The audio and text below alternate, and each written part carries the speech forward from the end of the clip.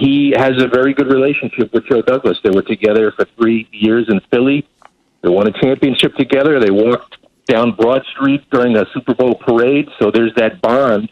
And so if he were to be released by the Eagles, I think that would be a guy that the Jets would be interested. Otherwise, you're looking at, Eric Bieniemy, Brian Daboll, guys like Arthur Smith in Tennessee. They happen to be all offensive guys, but those type of guys, a coordinator guy. A guy to watch in college is Matt Campbell from Iowa State. The Jets were interested in him 2 years ago, and I think he'd be on their list again. So, Rich, say everything comes to fruition, the Jets don't win a game, they end up getting the first pick in the draft. What's the probability of, regardless of who the head coach is that comes in, that the Jets will draft Trevor Lawrence with the first pick? Yeah, I think it's a lock. I mean, if they end up with the first pick, it's just, they're going to get some offers, for that pick for sure. Teams below them, maybe even Jacksonville at 2 would offer something. Those would be very, very attractive offers. But I think the situation with Sam, he has not played well this year. And I know there are mitigating factors. It's not all on him, but he hasn't played well. And also the status of his contract, he's only got 1 year left on his deal, plus an option if they decide to pick it up, which I don't think they will. So based on all those factors, and based on the biggest factor is that Trevor Lawrence is really, really good. And the talent evaluators I talked to say he's the best quarterback prospect since Andrew Luck in 2012. So for all those reasons, the Jets would not be able to pass on Trevor Lawrence. Rich Zamini, ESPN Jets reporter, joining us here on Keyshawn, J. Will, and Zubin. So what will be the plans with Sam Darnold in the offseason if Trevor Lawrence is the guy that everyone thinks he is? Well, I think what you're going to have happen is the Jets will keep their plans very close to the vest all the way through the offseason. They don't have to make any contractual decisions with Sam until May. That's when they have to pick up that option or not. And so I think you'll see them saying from the first day of the offseason to right up until the draft that, we really like Sam Darnold. He's our guy. And then when they get around the draft, I think they'll start conversations with some teams, much like the Cardinals did, with Josh Rosen. And then the Jets would trade Sam for the best offer they can get. I think there'll be a few teams that are interested. They try to get the best they can for him and then draft Trevor Lawrence. Is there any scenario that you see, much like several years ago when they had like Hackenberg and Teddy Bridgewater and all these quarterbacks, is there any scenario that you see both of them on the roster after, better yet, after the draft? No, that's a great point you make because I think 1 year the Jets had like 4 or 5 quarterbacks on the roster. Yeah. So, I think maybe even 6 when Tebow was hanging for a last second, but 1 year. But no, that year they had all those Hackenberg and Bryce Petties of the world. Those were just guys. Trevor would be the guy, and they wouldn't be able to.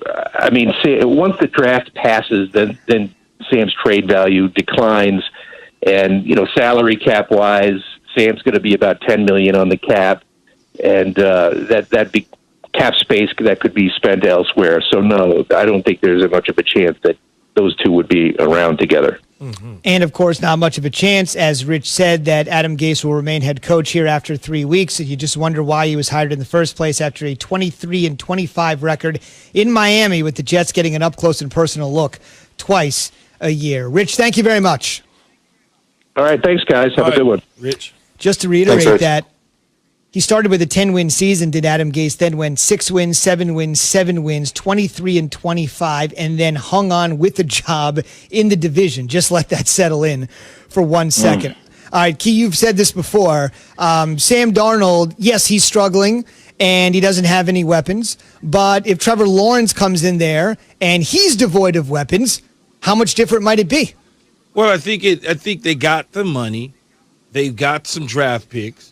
So you start to build a team around Trevor Lawrence, and you don't have to worry about spending big money on Sam Darnold in 2 years and building a team around him, and then it doesn't work, and Trevor Lawrence is off somewhere else playing out of his mind. But what I want to go back to is I keep hearing this Peyton Manning left the Jets and Bill Parcells high and dry. I don't know why people keep selling that story. We were a 9-7 football team. We were not an 0-16, 1-15 football team. I believe, from what I hear, so many different stories, I believe that Bill would not guarantee Peyton to be the number 1 overall pick. So therefore, Peyton and his family decided to go back to school for those reasons. Remember, we were one game away. If we win in Detroit, we go to the playoffs. All I was going to say, Key, is I'm really glad that I finally got you on board with Trevor Lawrence being the first pick. I know you wanted to hold on to Sam Darnold for the longest time. I know you did. I'm still holding on to him. I have not. What do you mean you're still holding on to him? I haven't decided to move in that direction. The rest of the universe has. And they're saying, so why are you buying into the rest of the universe? You're Keyshawn Johnson. You speak for your damn self. I'm not buying into it. If they do it, these are the things that can happen. If they don't do it, then Sam's going to be the quarterback. I'm not buying into it. I can build around him and feel fine.